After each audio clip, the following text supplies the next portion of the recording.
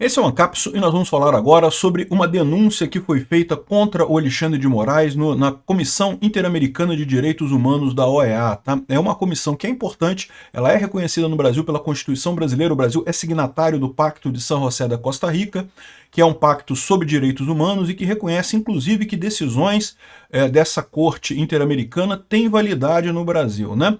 Mas a notícia não é tão boa assim, por quê? Porque embora isso seja reconhecido na lei brasileira, na prática isso não tem funcionado. De qualquer forma, existe uma vantagem, né? Supondo que a Comissão Interamericana de Direitos Humanos se debruce sobre o caso e chegue a um veredito, isso pode ajudar, não diretamente aqui no Brasil, eu não acredito que o STF permita isso, mas pode ajudar em termos de sanções internacionais, deixar claro quem é que está errado nessa história. Vamos entender esse caso aqui. A gente não sabe quem fez essa petição, tá? A pessoa que fez a petição aqui, ela pediu o anonimato porque teme represálias do próprio Alexandre de Moraes, o que faz sentido, mas o pessoal está preocupado porque é uma denúncia bem fundamentada e, além disso, você tem a informação de que agora a Comissão Interamericana de Direitos Humanos, vocês lembram, ela tem alguns os membros que são indicados pelo Trump. Vamos entender esse caso aqui. Essa notícia foi sugerida por autista altamente capacitado do Musk, Peter foi da CLT da Light e várias outras pessoas. Obrigado aí ao pessoal que sugeriu notícias lá no nosso site, no visãolibertaria.com. E obrigado a você que está assistindo o nosso vídeo. Se você gosta do nosso conteúdo, por favor, deixe o seu like, se inscreva aqui no canal, né? O Moraes foi alvo de uma denúncia na OEA por violação dos direitos humanos. O autor da petição solicitou sigilo, alegando temer represálias e apontou supostos abusos jurídicos, censuras e prisão ilegal, né? A Comissão Interamericana de Direitos Humanos, CIDH, olha só, essa é a comissão que mandou aquele grupo do VACA aqui no Brasil, vocês lembram, né? Para fazer uma avaliação de como é que estava a situação aqui, e ele não respondeu nada ainda, o relatório dele não saiu ainda. Muita gente vê isso justamente com pressão do Brasil para que não saísse o relatório dele. Se havia essa pressão sobre o VACA nesse caso, lembra que agora a Comissão Interamericana de Direitos Humanos tem integrantes agora mais à direita, né? O brasileiro que o Lula tentou emplacar lá acabou perdendo, né? Vocês lembram disso? Eu falei sobre aqui. Brasil desiste da disputa e é derrotado na eleição para a Comissão de Direitos Humanos da OEA. Não, desistiu coisa nenhuma, ele teve até 3 votos. É que ninguém quis se associar ao Brasil. Isso aqui, essa eleição aconteceu depois que o Trump já tinha colocado as tarifas no Brasil, né? E o Trump explicitou exatamente o que está acontecendo. É o que eu falo para vocês, o grande problema para a esquerda, para o Lula, para o STF, dessa coisa toda, nem tanto é o Alexandre de Moraes não poder viajar para Disney, ou talvez até receber as sanções da Lei Magnitsky, ou talvez até a tarifa, né, para os produtos brasileiros. O problema maior para esse pessoal todo é que o comunicado do Trump explicita o problema que está havendo aqui no Brasil, deixa todo mundo ciente que está havendo perseguição. O Trump não fez isso com qualquer um, não. Ele fez isso porque realmente há elementos que mostram que o Brasil está exagerando na dose, está fazendo coisas absurdas fora de qualquer limite do direito humano da Constituição brasileira, né? Então, assim, é possível que essa denúncia seja passada, né? Olha só. O texto aponta o ministro Alexandre de Moraes como responsável por prisões preventivas em massa sem fundamentação individualizada ou tempo razoável de detenção. Decisões judiciais tomadas sem contraditório nem ampla defesa. Os episódios citados são as detenções ocorridas no dia 9 de janeiro, quando 1.400 pessoas foram levadas para um ginásio da Polícia Federal, sob condições que o documento descreve como insalubres, com prisões baseadas em geolocalização ou proximidade dos locais do auto, sem individualização de condutas. Isso daqui que eu acho que é o grande problema no final das contas, essa questão da individualização de condutas, né? Para o devido processo legal, as pessoas têm que ser culpadas por aquilo que elas de fato fizeram. Você não pode culpar uma coisa porque um monte de gente foi lá e quebrou o negócio, então todo mundo é culpado de quebrar o negócio. Não, até porque no dia 8 de janeiro todo mundo viu muito bem, haviam pessoas até impedindo outras de quebrar coisas, né? Preservando o patrimônio da Câmara, falando, não quebrem, coisa e tal. Então, assim, não é todo mundo a mesma coisa, não está todo mundo no mesmo balaio ali. E de novo, essa ideia de que, eles aplicaram o princípio lá do crime multitudinário, né? Crime multitudinário é um conceito controverso em direito penal, tá? Por um lado, ela é um agravante ou uma atenuante em alguns crimes, mas também é um conceito de dizer que você não precisa da individualização, que você estava ali no meio, você é culpado. Isso é muito usado em, por exemplo, briga de torcida organizada, porque de fato a torcida organizada, todo mundo está ali para brigar mesmo, né? Então é todo mundo culpado disso daí. Nesse contexto faz sentido de a briga organizada você fazer essa ideia do crime multitudinário, tá todo mundo ali para brigar mesmo, aí sai um com o dente quebrado, outro com não, mas estava todo mundo para brigar ali mesmo, então é um caso, né?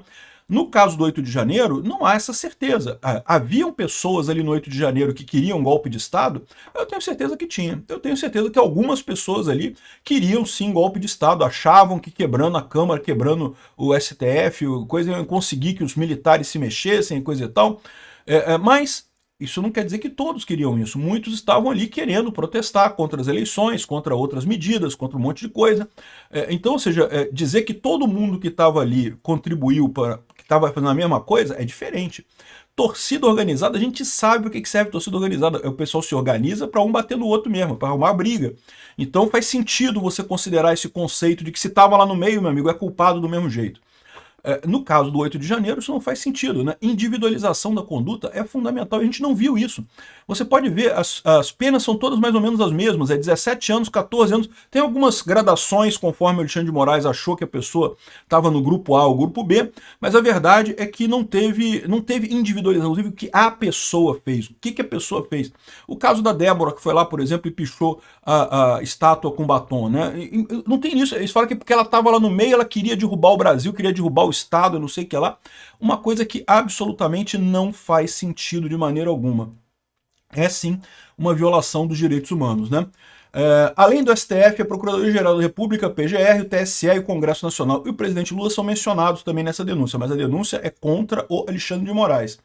Enfim, ele fala também o TSE como agente ativo de censura prévia e perseguição de influenciadores, jornalistas e religiosos sob o pretexto de combate às fake news. Enfim, há uma crítica muito grande, né? A petição sustenta que parlamentares opositores como Nicolas Ferreira, Gustavo Gaia, Bia Kicis, etc., têm sido alvo de constrangimentos institucionais, perseguições judiciais, censura de seus conteúdos e ameaças veladas. O que é verdade, é censura no final das contas, né? E que também teriam determinado bloqueio de censura, perfis e coisa e tal. Enfim, explora todos os problemas com relação ao Alexandre de Moraes e pede medidas cautelares urgentes. O que é uma medida cautelar urgente? Medida cautelar é aquela medida que você toma antes da decisão final do processo para evitar que problemas se acumulem ao longo do processo. São as medidas liminares, no final das contas, né? E geralmente isso acontece quando você tem uma situação em que há um perigo na demora. Se você se demorar muito a responder a isso daqui, daqui a pouco o Brasil já não sobrou nada, que já virou uma Venezuela nisso daqui. E existe, evidentemente, uma sustentação muito forte, né? Em juridiquês, o pessoal fala em periculo in mora e fomo bono iuris, ou seja, a fumaça do bom direito. Quer dizer que, né, realmente faz sentido aquilo ali, né, o pedido, e que se demorar a atender é algo urgente, né? E o peticionário, a pessoa que peticionou, solicitou confidencialidade à comissão, alegando fundado receio de represálias por parte de autoridades estatais, ameaças e retaliações e perseguições contra opositores políticos. O CIDH não se pronunciou oficialmente sobre o andamento da petição por enquanto, né? Então, deram entrada nessa petição lá, e aí o que pode acontecer? Como eu falei para vocês, existe a chance do CIDH decidir contra o Alexandre de Moraes? Eu diria que agora existe.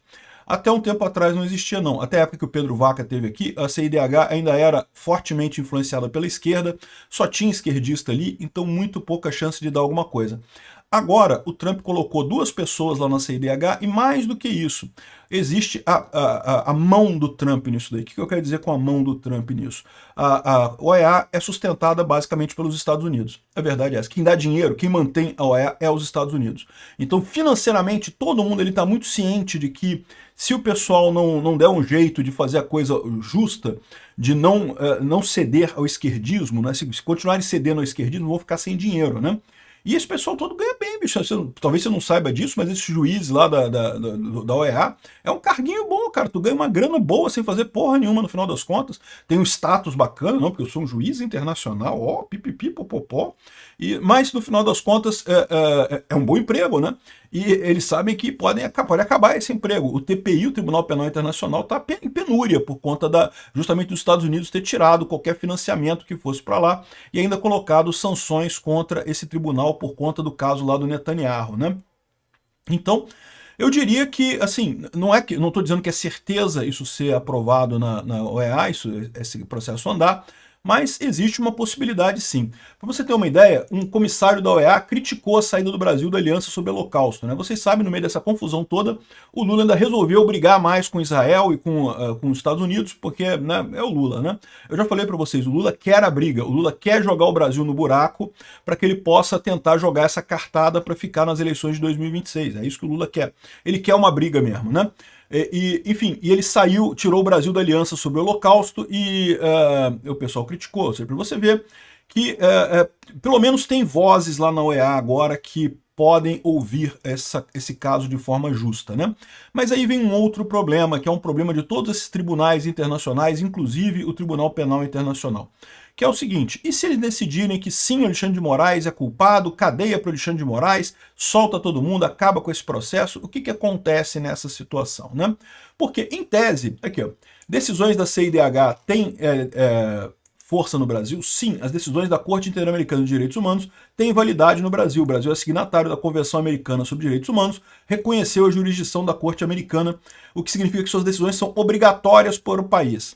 Mas aí vem o balde d'água fria. No entanto, a efetiva implementação dessas decisões no Brasil tem sido um desafio. Ou seja, embora o Brasil tenha por lei que obedecer à Comissão Interamericana de Direitos Humanos, na prática isso não tem funcionado, né? Aqui o CNJ fala sobre os casos, o CNJ recomenda a tribunais seguir decisões da CIDH, essa matéria de 2021. Na época, eles estavam falando isso até porque esperava-se que talvez a CIDH falasse alguma coisa contra Bolsonaro. Vocês lembram, né? A esquerda hoje está reclamando, porque o Eduardo Bolsonaro foi lá nos Estados Unidos reclamar e coisa e tal, e botou sanção no Brasil. Mas na época do Bolsonaro, a esquerda foi nesses órgãos todos, denunciou Bolsonaro, fez a coisa toda, né? E agora virou traição da pátria isso, mas naquela época podia, né? E aí, tem uma série de casos, tá? São poucos casos aqui. Ó. Aqui tem os casos em que o Estado brasileiro foi condenado pela CIDH. O último deles foi o caso Márcia Barbosa de Souza e seus familiares versus o Brasil. Esse caso aqui é um caso muito triste que aconteceu em 98, na verdade. Paraíba, nem Ceará nem Pernambuco, Paraíba. A moça de Cajazeiras, na Paraíba, tinha 20 anos e foi para João Pessoa na época. E daí, um deputado estadual, o senhor Aércio Pereira de Lima, teria oferecido para ela um emprego e em determinado momento ele decidiu cobrar por esse emprego. Cobrar do jeito que você está imaginando. Levou ela para um motel e coisa e tal, e ela aparentemente não gostou da coisa toda, que se encontraram no motel Trevo, não sei o que lá, e o fato é que a menina amanheceu morta. Então foi evidentemente um crime passional, um absurdo sob qualquer aspecto e coisa e tal. E daí, aqui, ó, a situação era complicada porque a Aércio ocupava cargo de deputado estadual, usufruindo assim da imunidade parlamentar, e com isso ele acabou não sendo condenado e não sei o que lá, então teve toda uma problemática em cima disso, e eles entenderam que o Brasil falhou nesse caso e condenou o Brasil a indenizar a família da moça devido a este caso aqui, porque o cara acabou saindo livre, né? Então, esse é um exemplo de casos que tem aqui. Agora você vê isso daqui. A decisão desse caso saiu em 2021. Esse caso aconteceu em 98. Em 98 aconteceu o caso. Foi feita a denúncia em torno de 2010. Em 2021 saiu o resultado. E até agora não aconteceu nada. Então, assim, isso daqui pode, de fato, vamos supor que esse processo ande lá na Corte Interamericana de Direitos Humanos. Vai andar? Eu acho que tem uma chance de andar. Mas não vai ser rápido não, meu amigo. Não vai ser coisa para, sei lá, os próximos 5 anos. É para daqui a 10 anos, 20 anos. O pessoal lá não quer ser muito rápido, não. E mesmo que cheguem a uma decisão, isso para ser aplicável no Brasil é complicado, tem juiz que resiste, e aqui no Brasil, então, o Alexandre de Moraes ia dizer que a decisão é inconstitucional e acabou, e não ia ser aplicado nada, né? Ah, então, Peter, isso aqui é inútil, não vai mudar em nada, né? Não, aí que tá. Não muda em nada em termos legais diretamente aqui no Brasil, mas muda em termos de argumentação.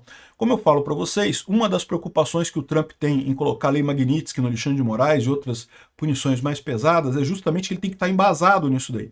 Né? O Alexandre de Moraes ele não é meramente um juiz que tomou umas decisões erradas, não é um juiz durão demais, não, não é isso. Ele realmente é um torturador, ele realmente está desrespeitando os direitos humanos, sistematicamente está desrespeitando os direitos humanos.